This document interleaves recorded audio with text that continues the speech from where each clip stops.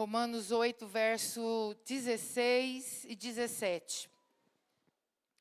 Diz o seguinte: o próprio Espírito confirma ao nosso espírito, o próprio Espírito com letra maiúscula, que é o Espírito de Deus, confirma no nosso espírito, com letra minúscula, que é o meu espírito, que somos filhos de Deus.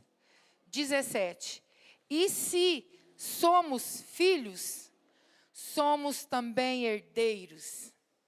Herdeiros de Deus e co-herdeiros com Cristo. Se com Ele sofremos, para que também com Ele sejamos glorificados. Primeira coisa, igreja. Valeu, Davi.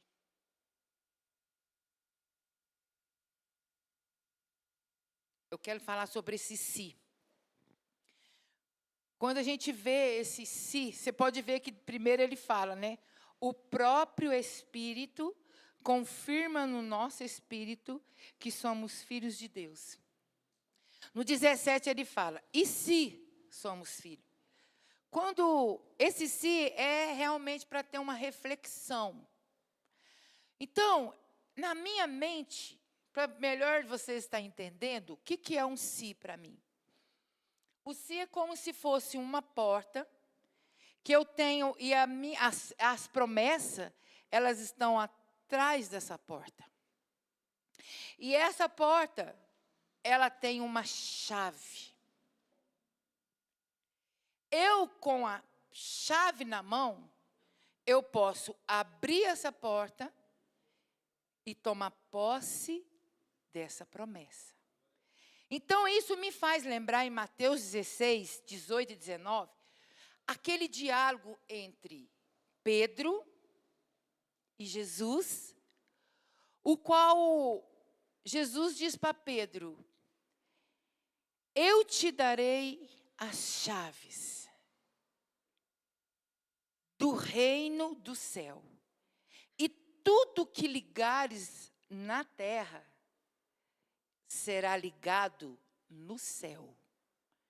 Então eu vejo a porta, biblicamente, Jesus diz, eu sou a porta.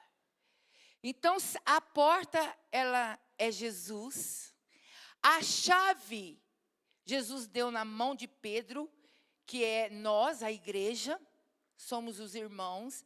Deus entregou para a igreja, para mim e para você, a chave para que eu abra essa porta. Se eu abrir, eu sou filha. Então, eu sou herdeira. Eu me torno uma herdeira de Deus, se verdadeiramente eu sou filha. Aí fala, e tudo que eu ligar na terra. Quantas vezes a gente acha que vou ligar na terra? É simplesmente palavras. Vou ligar na terra, eu vou falar, eu vou profetizar. Não que profecia não tem poder. Mas quando a Bíblia fala de realmente ligar na terra, ela está querendo dizer para nós que as nossas decisões, que as nossas atitudes, elas ligam, se tiverem realmente ligada ao reino, a Deus, elas são ligadas no céu. Então eu tenho um propósito na minha vida. Eu quero algo para a minha vida, um sonho. Quem tem um sonho aí? Eu tenho um sonho, vários sonhos. Quem tem vários sonhos? Então nós estamos numa época agora de fim de ano, o qual eu vejo que é um momento que a gente reflete, né? Acabou-se um ano. E a gente olha para trás e fala, como eu era lá no começo do ano e como eu estou terminando o ano. É uma análise que a gente tem que fazer. Existe isso, é isso aí. De tudo, né? Até das músicas, né? Eu fico ouvindo lá, eu fico vendo até as músicas. Que música você ouviu? Qual que foi o cantor que você mais ouviu? Né? Você vai nas notícias, as notícias que foram dadas. Mas também nós precisamos fazer isso na nossa vida. A gente precisa ver, porque a palavra de Deus, ela fala, crescei na graça e no conhecimento a Deus. Só que quando a gente cresce na graça e no conhecimento a Deus, igreja, entenda uma coisa. Deus não está querendo dizer que você estava infeliz e que hoje você está feliz. Não. Deus está querendo dizer para nós que nós chegamos a entrar dentro do propósito, do processo. Eu imagino José, lá Deus dando uma visão para ele dos sonhos, o qual todo mundo se curvava, os trigos se curvavam diante dele. Ele sonhou em janeiro. Aí, quando foi lá em dezembro, ele estava sendo vendido lá como o escravo. Se ele fizesse essa retrospectiva, ele ia dizer o quê? Se ele não tivesse entendimento no espírito. Nossa, eu comecei um ano sendo o filho preferido do meu pai. Meu pai me amava mais do que todos os outros irmãos. Fez uma senhora de uma túnica para mim. E agora eu estou aqui como escravo. Então, o que estou querendo dizer? Não é porque as coisas, às vezes, não estão da forma que você quer, que você saiu do propósito. Pelo contrário. Justamente porque José estava lá naquela cova, que ele estava no processo. Ele saiu daquela cova, ele foi escravo, ele ficou preso. Mas Deus estava trabalhando e ele insistentemente dentro do seu propósito. Nenhum momento da vida dele, eu imagino, ele saiu daquele propósito na confiança de Deus. Que Deus estava neste negócio, que a vida deles tinha entregue a Deus. Porque muitas vezes nós achamos que tudo tem que ser mil maravilhas. Mas nem todo momento vai ser mil maravilhas. Eu vou ler um versículo aqui que fala no final, né? Que ele fala isso, que é na luta, é no sofrimento que nós provamos, que nós entendemos quem nós somos em Deus e que nós estamos dentro do propósito de Deus. Sabe qual que é o nosso problema? Nós muitas vezes, que Deus ele não está no comando de todas as coisas. Quando as coisas estão tudo bem, Deus está no comando. Quando as coisas já não estão tão bem, a gente acha, saiu do controle de Deus a minha vida. Mas não quer dizer isso. Deus está trabalhando conosco o tempo inteiro, a fim de nos levar a este propósito. Se a gente for ver, todas as pessoas da Bíblia que Deus entregou para eles o grande propósito. Ele passou verdadeiramente por esse propósito, por esse caminho, em qual Deus ia tratando dele, ia tirando os carrapichos, ia fazendo ele se tornar adulto, deixando as coisas de criança. Você já viu uma criança querer aprender a andar? Daqui a pouco o Noah está querendo andar. Gente, uma criança, ela cai. Você já imaginou o medo de uma criança de andar? Mas um bebê, uma criança de 1 ano, ele enfrenta o medo dele. Ele pode até cair, mas ele levanta e depois ele tenta de novo. Um bebê, uma criança de 1 ano, ele não desiste de andar. Você já viu uma criança de 2 anos, porque caiu com 1 ano, ele parou de andar e ele não anda mais? A natureza humana é essa. Nós nascemos para isso. Para cair e levantar quantas vezes for necessário. Em nome do Senhor Jesus. E nesse versículo que eu li, lá em Romanos 8, ele fala que se nós abrir a porta, que é Jesus, com essa chave, se as nossas atitudes, se as nossas decisões, se as nossas práticas for alinhadas verdadeiramente com o céu, mesmo em tempo de escassez, eu me torno herdeiro. Sabe o que acontece? A gente não entende o que é ser herdeiro de Deus. Você conhece alguém herdeiro? Algum herdeiro? Que nasceu numa família rica? Você não tem um amigo que nasceu numa família? Você tem, Bia? Uma pessoa que você fala assim, nossa, eu tenho que lutar tanto. E aquela pessoa não faz nada, olha lá. Nasceu numa família rica. Ele é um herdeiro. Ele nasceu sem fazer nada. Ele já nasceu rico. E ele não teve esforço nenhum. E ele come, bebe e vive na melhor casa sem ter gastado um pingo do suor dele. Porque ele é herdeiro de um pai rico. Nós somos herdeiros. E nós não tomamos posse. Você sabe o que esse herdeiro desse um pai natural, com esse patrimônio grande, simplesmente tem que fazer? Aprender a administrar sua riqueza. Porque ele não precisa acordar de madrugada para ir trabalhar. Ele não precisa de trabalhar para conquistar um carro. Porque ele já nasceu rico.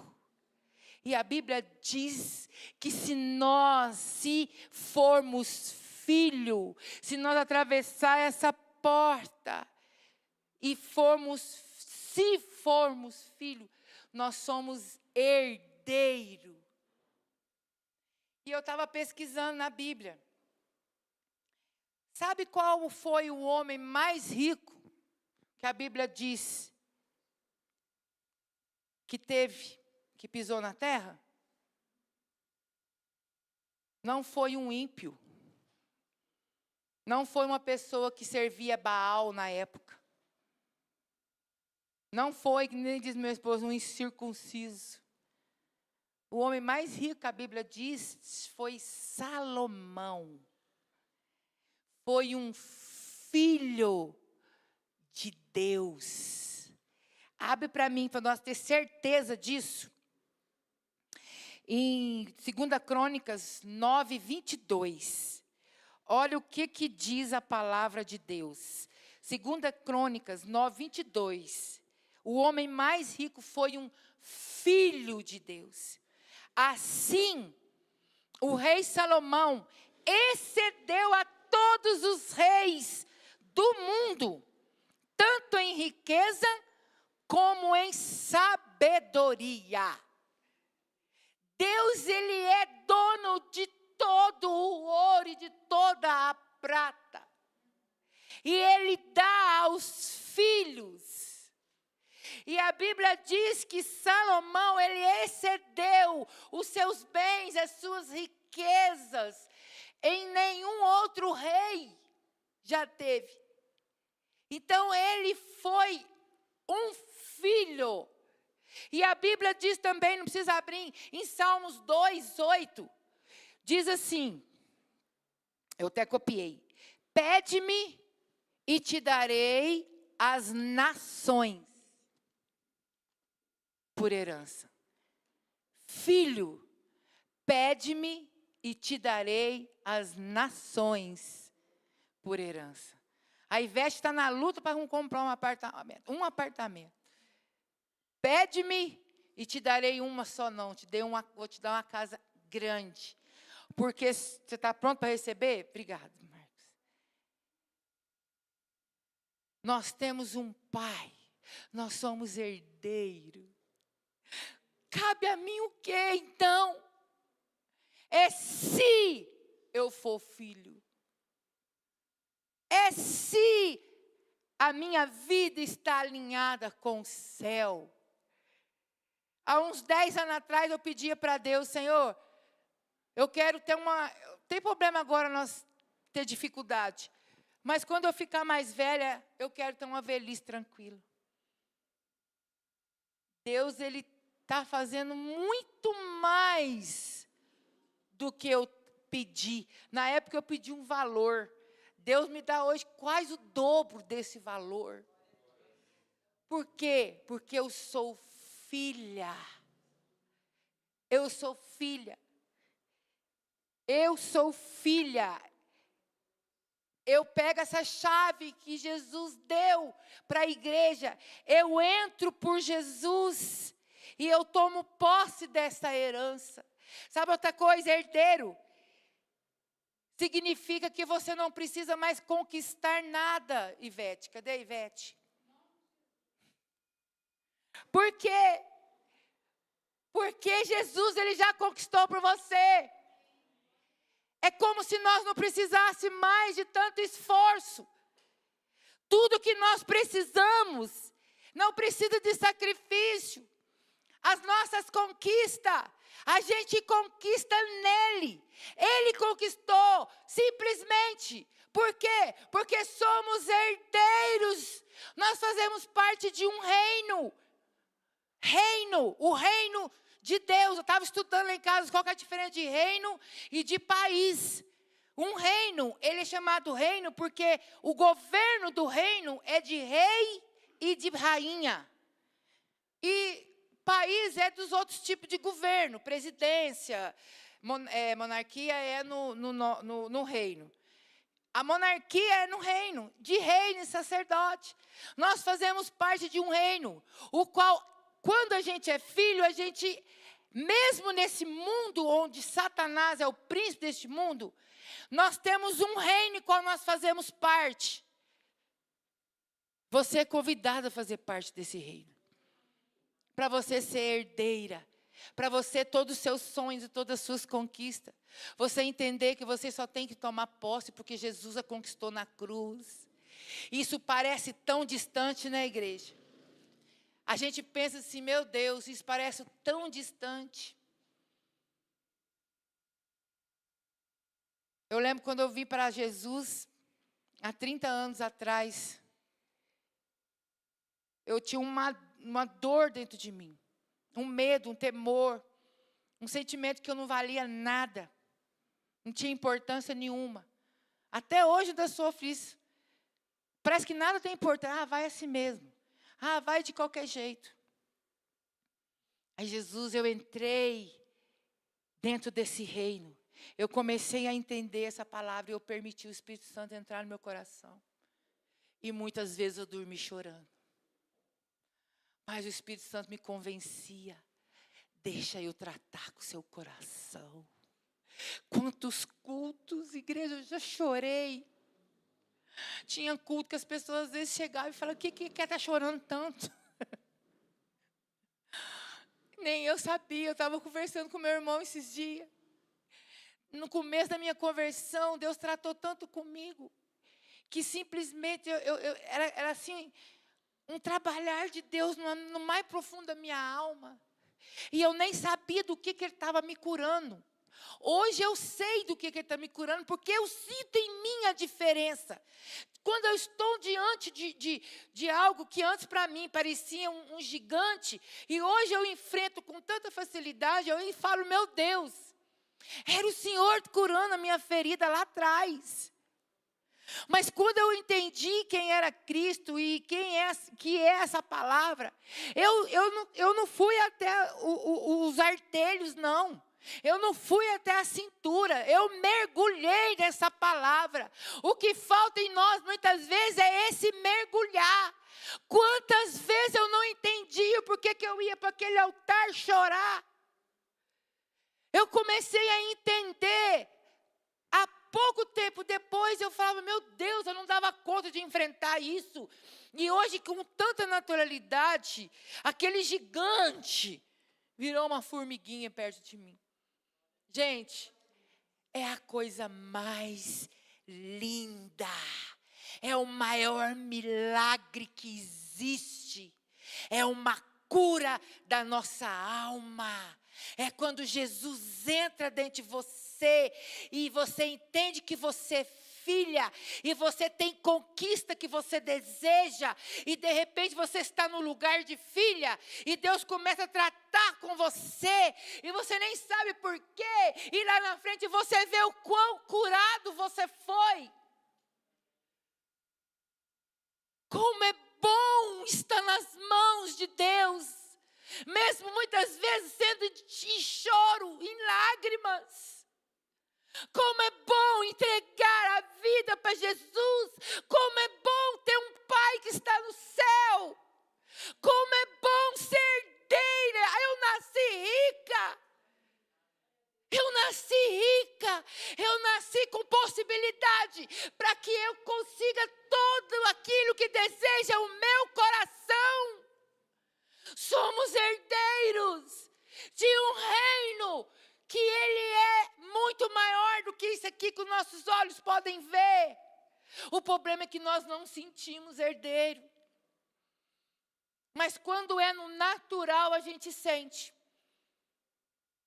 Quando é realmente, a pessoa nasce numa família rica, ela entende o que é ser um herdeiro.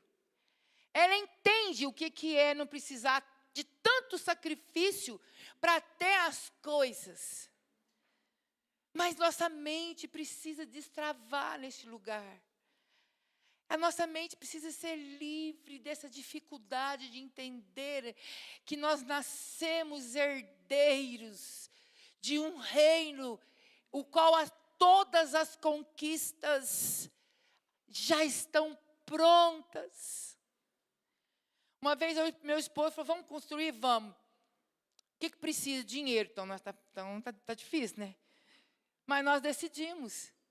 Eu creio que isso que a Ivete falou é de Deus. Deus tem muitos apartamentos, muitas casas para entregar. Eu creio que vai ser um ano que você não vai ganhar nem carro, não. Vai ser a sua casa própria. Você vai parar de pagar aluguel. E nós decidimos ir. Então vamos, tá? Então o que tem que fazer? Eu lembro que uma palavra que ele deu na igreja sobre pisar no mar. O povo do Egito e precisava pisar.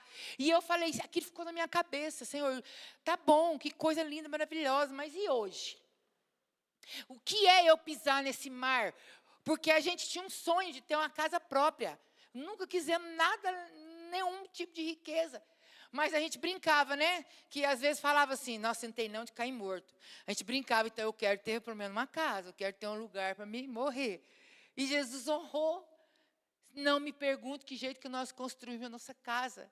Eu sei que foi realmente por pisar. E eu falei, Senhor, me ensina. Primeira coisa que nós fizemos um acordo entre nós dois. Primeira coisa, nós alinhamos nosso pensamento, nosso sentimento, nossa comunhão, nosso propósito, juntos. E assim, Deus foi fazendo que, quando aquela casa terminou, eu andava dentro daquela casa, eu não cansei de fazer isso. Eu andava dentro da casa e falei assim, como que nós moramos numa casa tão, para mim, maravilhosa. Bem mais do que eu imaginei. Como que nós demos conta, meu Deus, que coisa mais maravilhosa, sem dinheiro, só com fé, só pisando no mar. Porque somos herdeiros. Eu vi que Deus tem propósito nisso. Esse sonho de você ter sua casa própria, ele não nasceu de você. Ele nasceu de Deus, do seu Pai. Deus te dá um carro para você vir para a igreja, para você trazer os irmãos. Ele não nasceu de você. É Deus que coloca dentro do seu coração. E Ele tem isso. O negócio nosso é que nós temos dificuldade do que é exatamente pisar nesse mar para Ele abrir. Você tem que ter uma intimidade com Deus de uma forma tão íntima que Ele vai te explicando como Ele foi nos levando a isso. Gente, e na medida da humildade, né? A nossa casa é linda. Eu amo ela. A gente brinca, né? Se pudesse trazer ela para cá, a gente vai vender ela para comprar um aqui. Porque muitos são os propósitos, muitos são os planos dos homens, mas o propósito de Deus prevalece. Quando nós entramos dentro daquela casa, eu falei para meu esposo, eu saio daqui morta agora, eu vou ficar aqui, a minha velhice. Sabe quantos anos nós moramos lá? 3. Sabe o que Deus falou? Volta para a terra, volta lá para Poços de Caldas. Eu falei, não, capaz. Volta para Poços. Não, capaz mesmo. Eu falei, então, Senhor, se é para nós ir, eu vou fazer... 5 coisas têm que dar certo. Se uma der errado, eu não vou. Aí eu coloquei diante de Deus, isso. Todas. Deu mais certo do que eu imaginava. Tipo, no meu emprego. Eu queria que você fizesse um acordo comigo, né? Porque a gente vai voltar para Poços. Isso já era em fim dessa época, mais ou menos. Aí eu imaginei, eles vão querer que eu trabalhe mais 30 dias, né? Aí ele falou assim, nossa, mas quanto tempo você pode ficar? Eu falei, o tempo que vocês precisar. Meu coraçãozinho estava ali, né? O tempo que vocês precisar.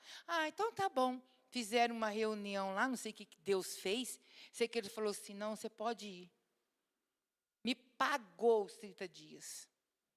E era uma das coisas. Minha mãe tem alguns apartamentos aqui, eu falei, eu quero esse. Esse que é um improvável. Se for os outros, eu não quero. Eu quero que seja esse. Se não for esse, Deus, é porque o Senhor não quer.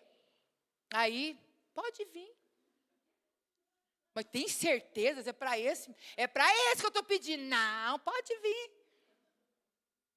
Isso foi uma das confirmações de Deus. Por quê? Porque eu sou herdeira.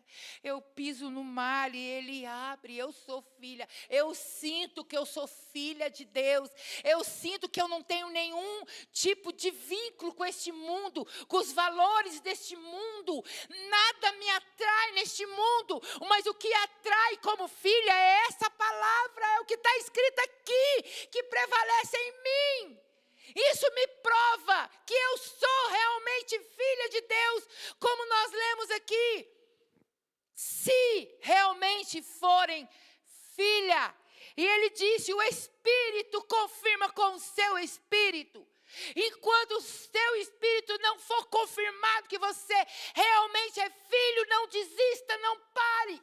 Prossiga até você se sentir filha, filho e herdeira de um reino maravilhoso e inabalável, o qual o Pai, o Rei dos Reis, desse reino, tem prazer em realizar os desejos do seu coração. É assim que eu sinto Deus.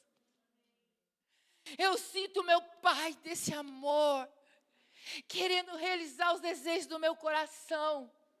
Mas tem 30 anos, você sabe o que é 30 anos no Evangelho? Negando a si mesmo, obedecendo essa palavra, mesmo que o meu coração dizia, sai desse lugar, abandona tudo. E eu, não, essa palavra diz para mim ficar firme, então eu fico firme.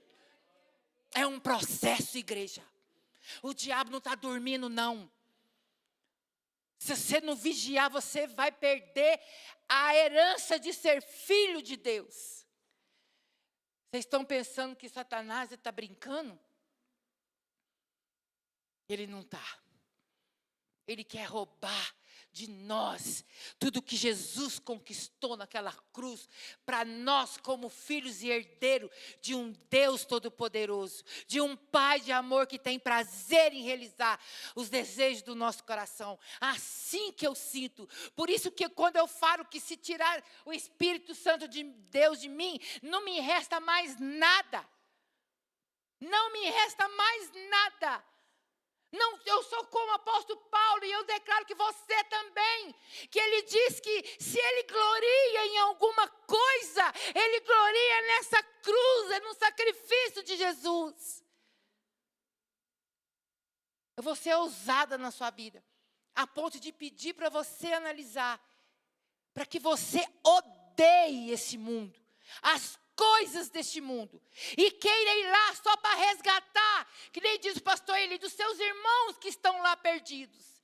É como se você estivesse numa luz, nesse reino, você entra nas trevas desse reino, e qual você odeia ele, os valores dele, mas você vai lá, pega um cordeirinho, né, uma ovelhinha, e arrasta ela, nem se for pela perna, e traz ela para essa maravilhosa luz. É somente nisso que eu vou neste mundo. Mas nada que tem lá me agrada. E se me agradar também, eu não obedeço isso. Meu coração, minha carne. As minhas vontades, os meus desejos são para o meu Pai. A vontade do meu Pai. Como é que Jesus dizia, meu Deus? Eu e o Pai somos um.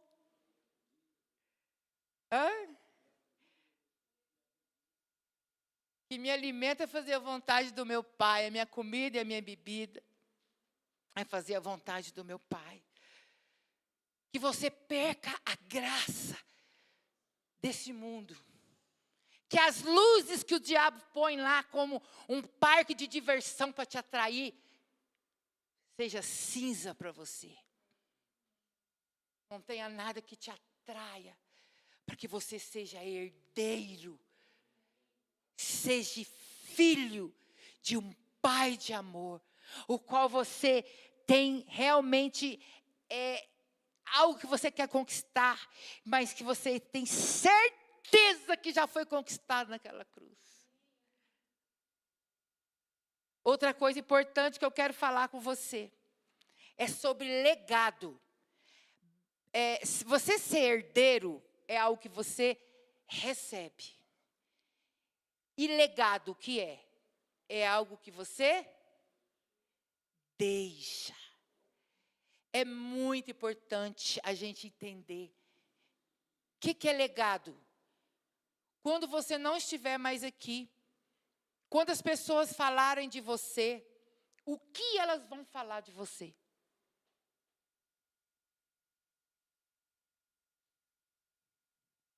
O que os meus netos vão falar dos avós dele para os seus filhos?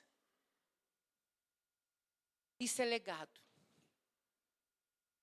E eu estava até falando com o meu esposo.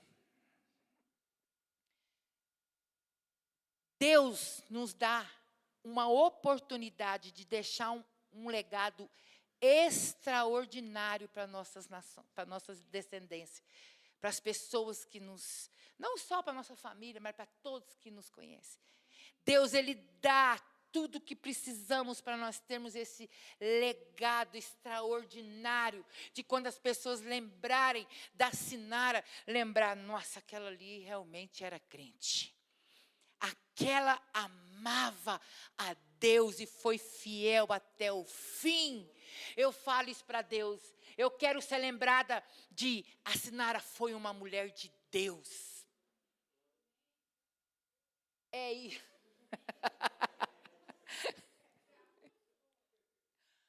O nosso legado ele tem que inspirar outras pessoas. Você entende isso? O nosso exemplo de vida vai transformar outras pessoas. Gente, isso é tão sério. A minha mãe sempre gostou de planta, e eu nunca gostei de planta. Depois de velha, eu resolvi gostar de planta. Eu falei, meu Deus, o que é um legado? O que é você ver a outra pessoa fazer? Pode ir lá em casa, a Selma foi lá em casa ontem, né? Com o Milton, nós tivemos um momento lá. Eu mostrando para ele minhas plantas, até eu fico assim, gente. Se eu falasse isso para mim há 10, 15 anos atrás, eu ia falar assim, nunca que eu vou dar conta de uma planta. Você foi lá em casa também, né, Kelly? Já dei até 2 plantinhas para você, né? Nunca, tipo, pode ir lá. Gente, minha mãe ficava de domingo nas plantas, as plantas dela era a coisa mais linda. O dom dela eu não recebi, não. Mas esse legado de uma casa ficar bonita através de planta, até eu fico assim, como é forte o legado que você deixa. Como que inspira outras pessoas. Cuidado com as suas falas, com as suas atitudes, com as suas ações. As pessoas estão olhando para você. Os seus filhos estão olhando para você. O tempo inteiro. Você pode falar assim, não, eu não vou deixar legado nenhum, não quero, que esse negócio de legado não importa. A gente deixa um legado. Ah, nossa, meu tio. Nossa, mas ele bebeu, né? É um legado. Entende isso? Não importa se é bom, que seja extraordinário, mas é tudo aquilo que você for lembrado. Preocupe-se com isso. As suas gerações futuras vão falar sobre você. E o que é que eles vão falar sobre você? Qual o exemplo que nós estamos dando? O que nós temos inspirado outras pessoas e que nós vamos inspirar até depois que a gente morrer? Legado é deixado em alguém. Herança é deixado para alguém. Olha a diferença. É muito forte, todo dia nós estamos construindo esse legado, porque ele é todo dia e ele é geracional. A nossa história, ela vai influenciar outras gerações. Você entende isso? Os seus filhos, os seus netos, os seus bisnetos, os seus tataranetos podem ser uma bênção por causa do legado que você constrói hoje. Nós temos falado muito sobre fé, mas temos esquecido muito de falar sobre obras. A fé, ela é provada por obras. Mostra a tua fé sem obras, que eu te mostro as minhas obras e você vai ver fé nelas. A fé sem obra, ela é morta. Amém, gente? A herança, quantas pessoas que nasceu numa família rica e perdeu tudo. Mas legado não. Legado, ele é construído aqui, ó. No coração, na nossa lembrança.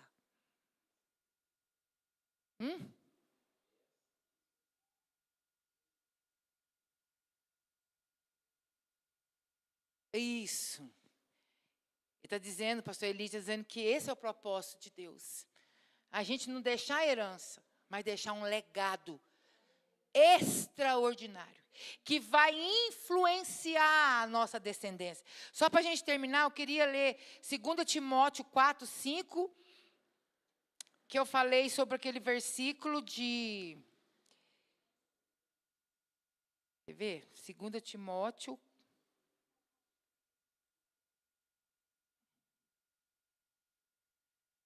Tu, porém, sê sóbrios em todas as coisas, suportando, olha você construindo um legado, suportando as aflições, fazendo o trabalho de um evangelista, cumpre cabalmente o teu ministério. Quem obedece isso aqui está fazendo deixando um legado poderoso para a sua geração. Outro que para a gente terminar é 1 Pedro 1, 4 e 8. 1 Pedro 1, 4, 8 diz o seguinte, vou ler do 4 a 8, amém? Diz o seguinte, para uma herança que não pode ser destruída, que não fica manchada, que não murcha e que está reservada no céu para vocês, que são guardados pelo poder de Deus, mediante a fé, para a salvação preparada para ser revelada no último tempo. O 6. Nisso vocês exultam, embora no presente, por breve tempo, se necessário, sejam contristados por várias provações. Uma pausa. Eu fui lá, contristado. Você sabe o que significa contristado? Profundamente triste. Se for necessário, fique profundamente triste, mas não abra mão dos valores de Deus. Aí ele termina, para que, se for necessário, fique triste, fique profundamente triste, para que, olha como a Bíblia é tremenda, mostra até o propósito, uma vez confirmado o valor da fé que vocês têm. Então, eu provo o amor e a fé a Deus que eu tenho passando, se for necessário, numa profunda tristeza, entendendo que aquilo vai passar, e eu vou ficar firme, e eu vou passar por ela, porque eu não vou morrer nela. Eu vou passar por ela. Aquilo tem uns dias contados. Deus não ia permitir eu passar por essa tristeza profunda, ficar muito tempo. E eu continuo firme. Isso é legado. Isso é deixar um legado. Então vou ler o 7 de novo. Para que, uma vez confirmado o valor da fé que você tem, muito mais preciosa do que o ouro perecível, mesmo apurado pelo fogo, resulte em louvor, glória e honra na revelação de Jesus Cristo. O 8. Mesmo sem tê-lo visto, vocês o amam. Mesmo não o vendo agora, mas crendo nele, exultam com uma alegria indescritível e cheia de glória. Isso é legado. Viver dessa forma, deixar um legado. Eu não saio da minha posição de filha. Mesmo que o meu coração esteja em profunda tristeza, seja contristados por várias provações, eu assim uso isso para confirmar o valor da fé que eu tenho no meu Pai, na confiança que eu tenho no meu Pai que está no céu. Eu ainda continuo crendo que vai passar. Eu ainda continuo como José naquela cova dos leões. Eu vi a visão. Eu tive esse sonho e sei que foi Deus que me deu. Eu vou sair desse poço. Eu vou sair dessa escravidão. E Deus vai me levar onde Ele falou que vai me levar. Isso é um legado.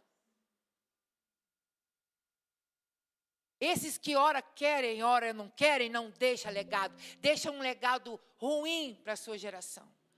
Esses que abalam com as lutas, por qualquer vento, não estão construindo um legado forte na sua descendência. Se preocupe em deixar um legado que vai verdadeiramente mudar a história de muitas pessoas que te conhecem.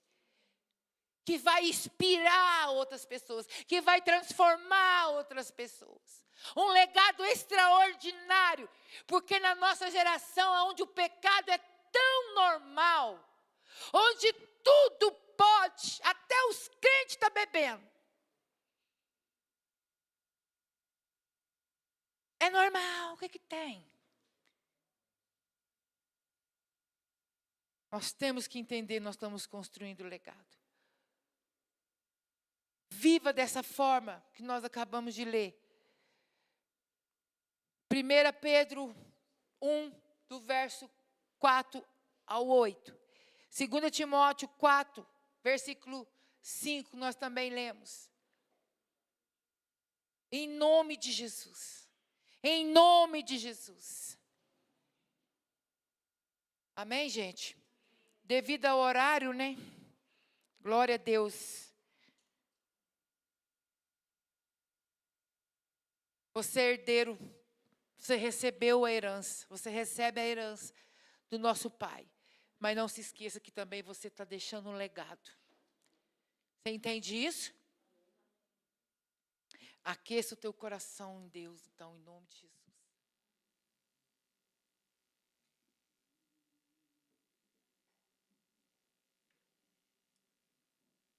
Eu queria orar com você. Eu quero orar com você e fortalecer você. Quero fortalecer sua fé. Eu quero clamar para que o Espírito de Deus